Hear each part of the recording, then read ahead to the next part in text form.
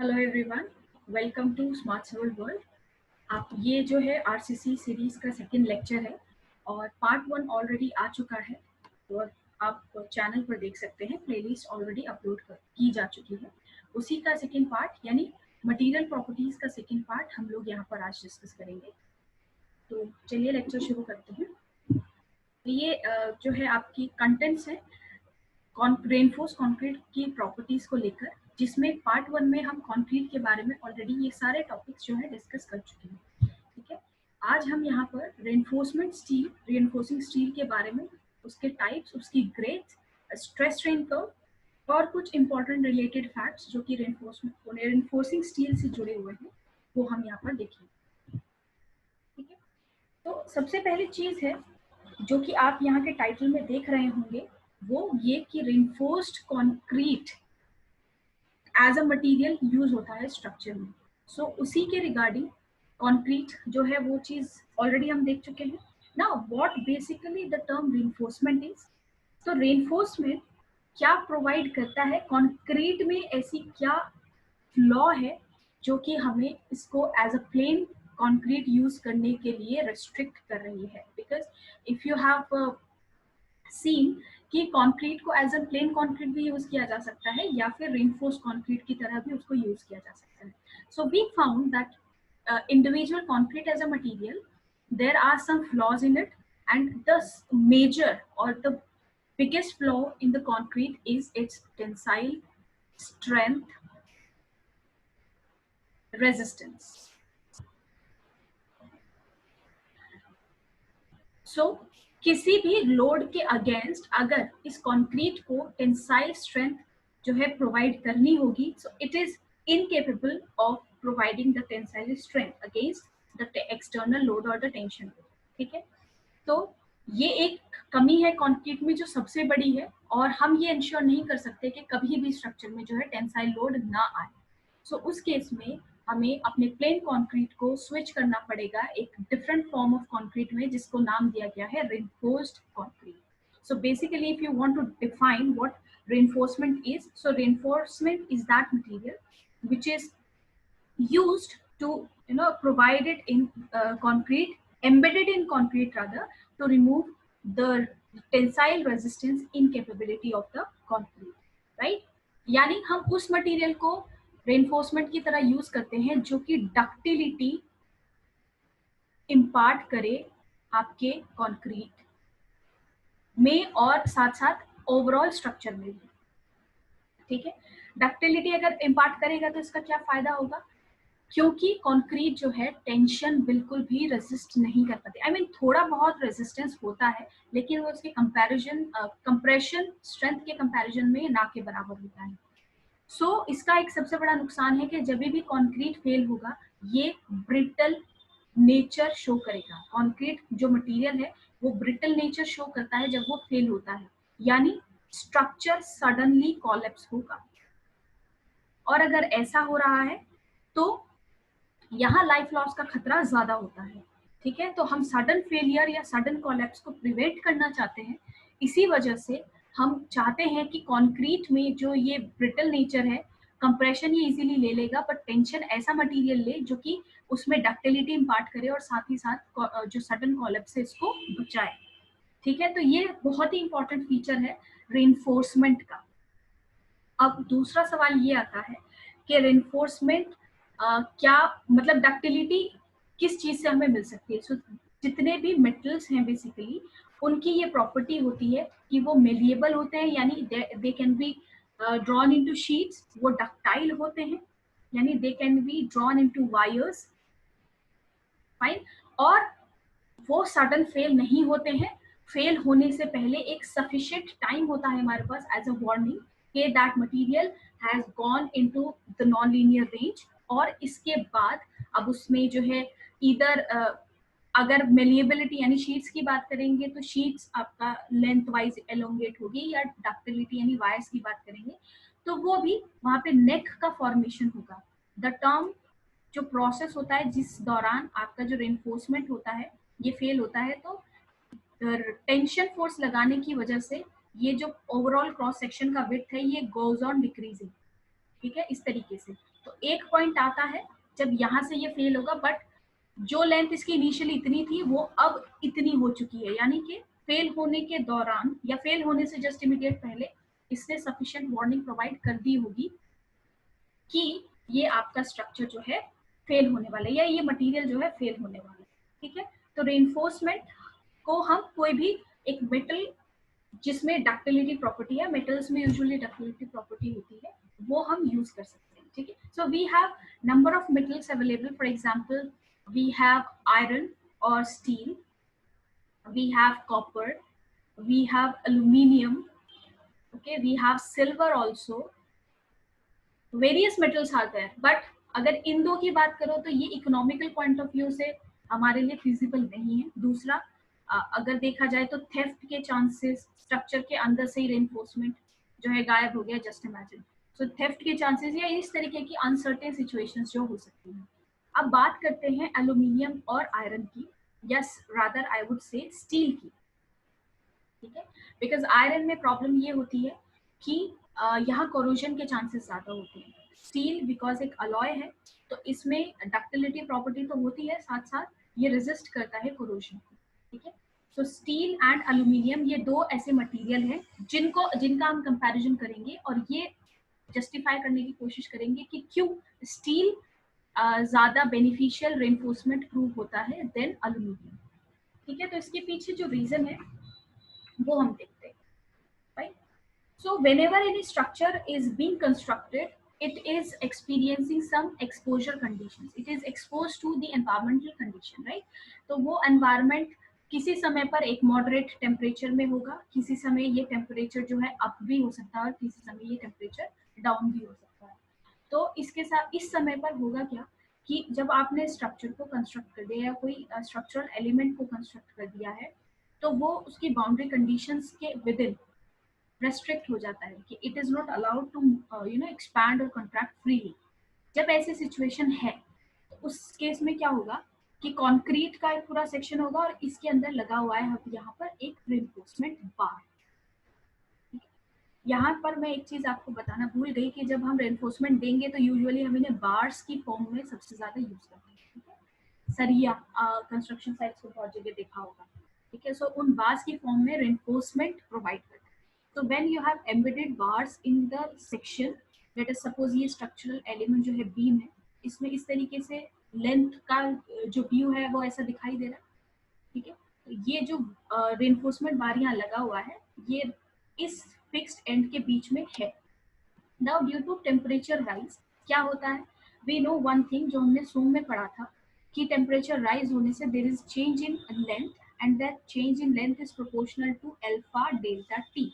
अगर temperature rise होता है तो जो चेंज इन लेंथ है वो इंक्रीज हो रही है और अगर टेम्परेचर डाउन होगा यानी डिक्रीज होगा तो ये जो चेंज इन लेंथ है वो रिड्यूस होगी।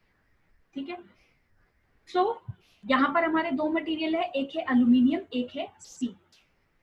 इन दोनों का थर्मल यानी कि ये चीज अल्फा हम लोग कंपेयर करते हैं। Alpha for aluminium is approximately 22.5 into 10 to the power -6 पर डिग्री सेंटीग्रेड और स्टील के लिए ये वैल्यू होती है 12 into 10 to the power -6 पर डिग्री सेंटीग्रेड। वहीं अगर कंक्रीट की बात करें तो कंक्रीट में ये वैल्यू होती है 14.5 average value into 10 to the power -6 पर डिग्री सेंटीग्रेड।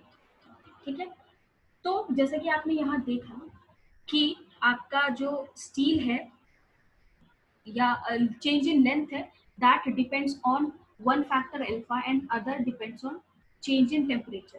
तो जब ये सेक्शन आपने बना दिया कंक्रीट और स्टील दोनों के लिए टेम्परेचर तो सेम होने वाली है, कंक्रीट और रेनफोर्समेंट दोनों के लिए टेम्परेचर राइज तो सेम होगा या टेम्परेचर डिक्रीज तो सेम होगा। What other factor will lead to change in this delta is there coefficient और जो ये कोएफिशिएंट कहलाता है थर्मल कोएफिशिएंट। ठीक है, तो जब ये चेंज होगा इसके कॉरेस्पॉन्डिंग डेल्टा एल चेंज होगा। ठीक है, तो मान लेते हैं कि इसमें आपने 14.5 कंक्रीट के लिए जब निकाला तो ये वैल्यू आई, 22.5 एल्यूमिनियम के लिए रखोगे तो इसका expansion in comparison to concrete ज्यादा होगा। अब चूंकि यहाँ पर लेंथ तो रेस्ट्रिक्टेड है या लेट अस सपोज लेंथ भी आप छोड़ दीजिए, अगर ये इस तरीके से होगा तो ये जो रेनफोर्समेंट बार है, रेनफोर्समेंट बार तो आपका एक ज्यादा लेंथ से बढ़ रहा है, जबकि ये जो कंक्रीट है ये इतना एक्सटेंड नहीं हो रहा। तो ये जो रेनफोर्समेंट बार है इस कंक्रीट के सरफेस को यहाँ से खींचने की कोशिश करेगा, क्योंकि इन कंपैरिजन टू ये कंक्रीट, ये रेनफोर्समेंट बार ज्यादा एलोंगेट हो रहा है, राइट। तो कहने का मतलब ये है, अगर स्टील की आप बात करोगे तो स्टील का थर्मल कोएफिशिएंट कंक्रीट के थर्मल कोएफिशिएंट के मोर और लेस सेम है। तो यहाँ पर जो इनका चेंज इन लेंथ होगा वो इन कंपैरिजन टू एल्यूमिनियम लगभग सेम होगा। तो एल्यूमिनियम कंक्रीट में टेंशन प्रोवाइड कर रहा है, जिसमें जो ऑलरेडी कंक्रीट के लिए कमी है, एक फ्लॉ है, ठीक है। तो इसी वजह से हम सबसे सुटेबल जो हमारा रेनफोर्सिंग मटेरियल हो सकता है वो स्टील होता है, बिकॉज एक वर्ड में अगर इसका आंसर देना हो तो ये है कि थर्मल कोएफिशिएंट इन दोनों मटेरियल्स के लिए, कंक्रीट और स्टील के लिए सेम है, ठीक है। तो ये आपका रीजन होता है कि why we used reinforcing steel as reinforcement as steel, और इसके अलावा हमने और कोई जो रेनफोर्समेंट है वो यूज नहीं किया है, ठीक है। अब टाइप्स ऑफ रेनफोर्समेंट पर चलते हैं। तो IS 456 में ऑलरेडी ये टेबल जो है दी हुई है, यहाँ पर ये जो लिखा है ये इसका क्लॉज है 5.6, और जिसमें वेरियस टाइप ऑफ रेनफोर्समेंट दिए हुए, जैसे कि माइल्ड स्टील। माइल्ड स्टील को ग्रेड वाइज अगर आप देखना चाहें तो कहते हैं Fe250, high strength deformed bars, so HYSD के नाम से भी इसको जाना जाता है, और हाई ईल्ड यानी कि जिसकी ईल्ड स्ट्रेंथ काफी हाई है, तो वो Fe450 इस ग्रेड में अवेलेबल होते हैं। Fe500, Fe550, Fe600, ये वेरियस ग्रेड्स में जो है अवेलेबल होते हैं मार्केट में, ठीक है। But most commonly used HYSD bar is Fe415, सबसे ज्यादा यूज होने वाला जो बार है रेनफोर्समेंट बार वो Fe415 है। दूसरा कारण इसको यूज करने का ये भी है कि जो इसका सरफेस है, आप इसके नाम पर अगर जाइए तो इसमें लिखा है हाई स्ट्रेंथ, तो स्ट्रेंथ तो आप देख पा रहे हैं, ये वैल्यू से पता चल रहा है कि स्ट्रेंथ हाई है। दूसरा वर्ड यहाँ पर लिखा हुआ है डिफॉर्म्ड, तो डिफॉर्म्ड का मतलब है जब ये सरिया आप देखेंगे ना, साइड पर कहीं देखिएगा, इनके ऊपर इस तरीके की स्पाइरल्स बनी होती है, इसका सरफेस डिफॉर्म्ड होता है, यानी कि एक ग्रेजुएशंस बने हैं, और इन ग्रेजुएशंस का असर क्या है, जब ये कंक्रीट के अंदर डाले जाएंगे तो इनका सरफेस एक अच्छे से इंटरलॉकिंग करेगा विद द सराउंडिंग कंक्रीट, और इन रेनफोर्समेंट बार्स की स्लिपिंग जो है हम अवॉइड कर सकते हैं। तो इस avoiding of reinforcement, slipping of this reinforcement bars leads to a better bond strength, और जिसकी वजह से आपका जो टेंशन प्रॉपर्टी है वो अच्छे से एग्जिबिट हो पाती है, ठीक है। कंक्रीट के साथ एक अच्छा कॉम्बिनेशन या बॉन्ड बनता है। तो ये बात हुई इसकी टाइप्स की। नेक्स्ट चीज हमारे सामने जो है वो ये है कि नॉर्मल रेजिडेंशियल हाउसेज में या नॉर्मल केसेस में मैंने कहा कि Fe415 ज्यादा यूज होता है, लेकिन अगर आपके पास में कुछ सर्टेन केसेस हो जो कि स्पेशल केस है, जैसे कि अगर स्ट्रक्चर को अर्थक्वेक के लिए डिजाइन करने में डिजाइनर जो है इंटरेस्टेड है, तो earthquake resistant structures, if we wish to, then the most preferable reinforcement bar is mild steel, ठीक है। most preferable reinforcement bar in case of earthquake resistant structure is your mild steel, that is Fe250. The reason for this particular case is due to, I'll just explain the stress strain curve of this, due to the most ductile property, सबसे ज्यादा ductile in nature जो है ये Fe415 है इन सारे के सारे type of steels में से, ठीक है। और अर्थक्वेक के केस में हमें डक्टिलिटी क्यों चाहिए, क्योंकि अर्थक्वेक जब लोड की तरह आपके स्ट्रक्चर पे एक्ट करता है तो उसकी नेचर होती है साइक्लिक, ठीक है।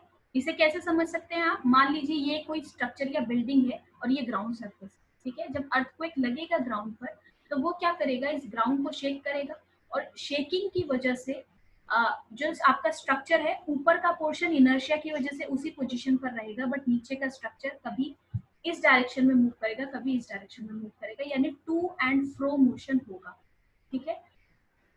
इस वजह से एक बार आपका स्ट्रक्चर ऐसे मूव करेगा, एक बार आपका स्ट्रक्चर इस तरीके से मूव करेगा, साइक्लिक नेचर है। तो रेपिटेटिव टाइप का जो लोड है अगर ऐसा लग रहा है तो वो स्ट्रक्चर, वो मटेरियल जो कि बहुत ज्यादा डक्टाइल हो वो यहाँ यूज होगा। बाकी के जो नीचे के टाइप ऑफ स्टील है उनमें ductility in comparison to mild steel कम होती है। Will see that in stress strain curve, right. So main reason जो है अर्थक्वेक रेजिस्टेंट स्ट्रक्चर्स में माइल्ड स्टील यूज करने का वो ये है कि Fe250 is the most ductile out of all the other available steel bars or reinforcement bars, right? And okay, rest of the thing we'll discuss. So कुछ properties है steel की, जैसे कि मॉड्यूलस ऑफ इलास्टिसिटी आपको जो steel के लिए use करनी है वो 200 किलो न्यूटन पर मिलीमीटर स्क्वायर या 2 into 10 to the power 5 Newton पर mm स्क्वायर, इस तरीके से भी कई जगह लिखा हुआ आप देखेंगे, right? So one of the question has been asked in one competitive exam that for Fe250 the value of modulus of elasticity of steel is given as this value, right? This value. But what if we wish to calculate the modulus of elasticity for Fe415 and you have given various options? So, let us suppose 2 into 10 to the power 5 milli or 2.5, 2.1 and so on, or none of the above, like that. So mind it कि आपको IS 456 में clause number 5.6.3 में ये दिया हुआ है कि modulus of elasticity जो लेनी है वो ये लेनी है। इसके अलावा इन्होंने यहाँ मेंशन नहीं किया कि किसी पर्टिकुलर ग्रेड पर डिपेंडेंट होती है modulus of elasticity. That defines that irrespective of grade of steel your modulus of elasticity will remain constant for every type of, every grade of steels, ठीक है। अगर इसी चीज को आप कंक्रीट से कंपेयर करेंगे सो इन दैट केस आपको मॉड्यूलस ऑफ इलास्टिसिटी जो दिया गया था वो दिया गया था 5000 रूट FCK, यानी वहां आपकी मॉड्यूलस ऑफ इलास्टिसिटी डिपेंड करती है आपके ग्रेड ऑफ कंक्रीट। लेकिन यही चीज अगर आपकी स्टील के साथ होगी तो स्टील में कोई भी ग्रेड हो आपकी मॉड्यूलस ऑफ इलास्टिसिटी चेंज नहीं होगी, वही रहेगी, ठीक है। तो इस चीज को आप एक और तरीके से भी समझ सकते हैं। मैं यहाँ पर आपके लिए बना रही हूँ stress strain curve. So what we have learned in the last class part 1 was that कि EC or modulus of elasticity was nothing but the slope of stress strain curve, right? This was we had discussed. So now just I'm drawing the stress strain curve of steel. This is 100, 200, 300, 400 and 500.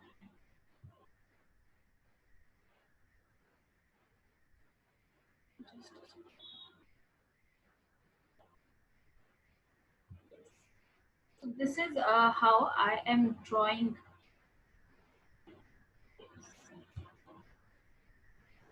this 415 somewhere here. That will become like this.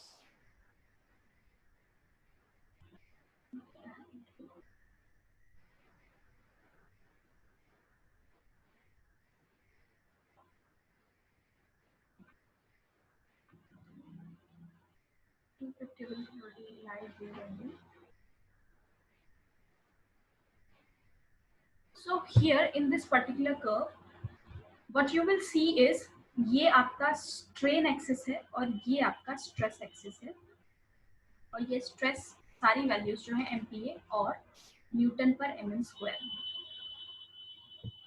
यहाँ पर जो values लिखी हुई है। सो ये देखिए ये जो कर्व है आपका दैट इज फॉर Fe250 यानी कि माइल्ड स्टील के लिए है, ये Fe415 के लिए है, and this curve is for Fe500.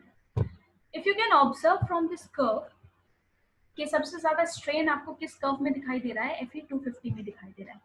Strain दिखाई देने का मतलब ही यही है कि with respect to its yield point के बियॉन्ड कितना एलोंगेशन हो पाया है, जितना वो स्ट्रेच हो पाएगा या एलोंगेट हो पाएगा वही उसकी डक्टिलिटी है। So the most ductile type of steel और रेनफोर्समेंट इज Fe250। यही हम लोगों ने अर्थक्वेक रेजिस्टेंट में जब हम देख रहे थे कि it is most desirable, this was the only thing for which it is chosen to be the most appropriate type of steel or reinforcement. Right? Fe 415 is something which is providing you strength as well as impart you you know इस तरीके का strain value or ductility which is more or less suitable or it is fulfilling the requirement जो normal residential constructions में आपको चाहिए. But as you go or as you increase the ultimate strength or yield strength of the steels, you will notice or observe कि इनकी जो strains है वो reduce होते जा रहे हैं. हालांकि इनकी जो strength value है वो increase हो रही है. So yield high कर रहे हैं लेकिन comparative to the lower grades इनका ductility और strain reduce होता जा रहा है. ठीक है. So how we can basically increase the yield, that is by adding or increasing the carbon content. So when you will be increasing the carbon content, this will give you higher yield strength in the particular concrete. Okay? You can go on the composition in the building material of steels or irons. ठीक है. तो वहाँ you will see or observe कि carbon content वहाँ पे carbon as an ingredient use होता है. So जो नॉर्मल एक रेंज होती है उस रेंज को अगर आप इंक्रीज करेंगे, कार्बन कंटेंट बढ़ाएंगे तो यील्ड स्ट्रेंथ बढ़ेगी. But in due to the addition of this carbon, the carbon itself is of somewhat brittle in nature. तो जब ये चीज हो रही है तो ब्रिटल नेचर यहाँ इम्पार्ट हो रही है. तो ऑलरेडी स्टील में जो डक्टिलिटी है उस डक्टिलिटी को कहीं ना कहीं ये कार्बन का कंटेंट रिड्यूस कर रहा है. सो इसी की वजह से जैसे जैसे आप यील्ड बढ़ा रहे हो यानी स्ट्रेंथ बढ़ा रहे हो तो इसकी डक्टिलिटी रिड्यूस हो रही है. इसीलिए बहुत ज्यादा हाई ग्रेड हम लोग जहां साइक्लिक टाइप का लोड है वहां यूज नहीं करते हैं या प्रेफरेबल नहीं होता. ठीक है. और अगर इस पूरे कर्व में आप कंपेयर करना चाहते हैं कंक्रीट को कि कंक्रीट का स्ट्रेस स्ट्रेन कर्व किस तरीके का होगा तो वो कुछ ऐसा लाइक इस बस. So you can see observe the inelasticity or the strain value with respect to the various grades of steel for concrete. So if I have considered this to be M25, ये और थोड़ा नीचे होना चाहिए वैसे तो, but it's fine. So just to compare, I have drawn here कि आप देख सकते हैं कि 500 या 415 या 250 का जो यहाँ पर पूरा कर्व है वो क्या है. ठीक है. One more thing to observe here is बहुत सारे ग्रेजुएशंस आपको 250 ग्रेड में दिखेंगे जबकि 415 या 500 में नहीं दिखेंगे. तो जैसे जैसे ग्रेड बढ़ेगा वहां पर जो क्लियर इंडिकेटर्स है पॉइंट के जहां आपको यील्ड पॉइंट दिखाई दे या जहां आपको अल्टीमेट पॉइंट दिखाई दे वो नहीं मिलेगा. जबकि Fe 250 में वो चीज बहुत क्लियरली मेंशन है. ठीक है. इसका लोअर यील्ड पॉइंट यहाँ पर है, अपर यील्ड पॉइंट यहाँ पर है. यहाँ से यहाँ तक के पॉइंट को आप स्ट्रेन हार्डनिंग रीजन कहते हैं. ठीक है. This point is known as your ultimate point and this point is known as your fracture point or breaking point. Below this here is your elastic point or elastic limit, and below that up to the value where the stress is directly proportional to strain, that point is known as proportional limit.